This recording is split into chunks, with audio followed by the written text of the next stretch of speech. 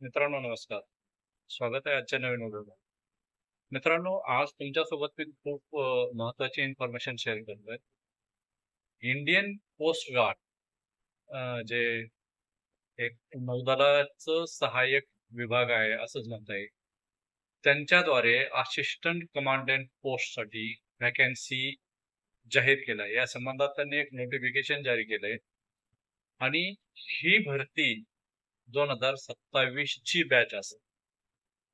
लक्ष देऊन पुन्हा ऐका, ही भरती 2027च्या बॅच साठी असेल, परंतु यासाठी तुमचे ऑनलाईन रजिस्ट्रेशन दिनांक 8/7/2025 पासून सुरू होत आहे व तुम्हाला ऍप्लिकेशन फिल करण्यासाठी अंतिम तारीख ही 23/7/2025 भेटते. मित्रांनो लक्षात असू द्या, ही भरती 2027 ची आहे, परंतु त्याचं नोटिफिकेशन आता इश्यू झालंय आणि ही भरती प्रक्रिया बरेच दिवस चालू शकते. परंतु ही एक राजपत्रित अधिकाऱ्याची भरती आहे. जर तुम्ही जनरल ड्युटीसाठी करणार असाल तर यासाठी पुरुषच फक्त पात्र आहेत, ज्यांचं वय 1 जुलै 2001 ते 30 जून 2005 मध्ये त्यांचा बर्थ असायला पाहिजे आणि 21 ते 25 त्यांचं वय असायला पाहिजे. जर तुम्ही टेक्निकल मध्ये जाणार असाल, इलेक्ट्रिकल किंवा इलेक्ट्रॉनिक्स डिपार्टमेंट मध्ये मेल साठी आहे ही पण जागा, 21 ते 25च तुमचं वय असायला पाहिजे. म्हणजेच तुम्ही 1 जुलै 2001 ते 30 जून 2025च्या कालमर्यादेमध्ये जन्म तुमचा झालेला असावा. मित्रांनो जनरल ड्युटीसाठी तुम्हाला कोणत्याही बॅचलर डिग्री असली तरी चालेल, परंतु यामध्ये तुम्हाला प्रत्येक सेमिस्टरला 60% मार्क मिळायला पाहिजे. शिवाय तुम्हाला फिजिक्स मॅथ हे सब्जेक्ट घेऊन 12वी पास असायला पाहिजे. म्हणजेच तुम्ही सायन्स स्ट्रीम मधले असायला पाहिजे. त्याचं वेतन पॅकेज जर म्हणाल तर बेसिक पे 56,100 पासून सुरू होतं. बेसिक पे 56,100 म्हणाल तर आजच्या स्थितीनुसार तुमचं स्टार्टिंग पेमेंट 1 लाखाच्या पुढे नक्की जा.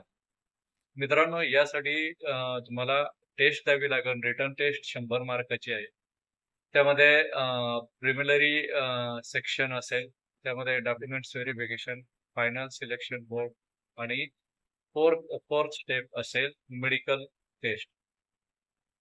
एक्झामचं टाइम ड्युरेशन 2 तास असेल आणि ही तुमची कम्प्युटर बेस्ड एक्झाम असेल. यामध्ये निगेटिव्ह मार्किंग सिस्टम आहे जी जेई एक्झामसाठी लागू असते. जनरल इंग्लिश साठी तुम्हाला 25 प्रश्न विचारले जातील. रिझनिंग न्यूमेरिकल ऍप्टिट्यूड साठी तुम्हाला 25 मार्क, जनरल सायन्स आणि मॅथमॅटिकल ऍप्टिट्यूड साठी 25 मार्क आणि जनरल नॉलेज 25 मार्क, अशी 100 मार्काची एक्झाम आहे. तुम्ही जर ऑफिशियल वेबसाईटवर व्हिजिट केली तर join India coast guard .cdac.in ही त्यांची ऑफिशियल वेबसाईट आहे.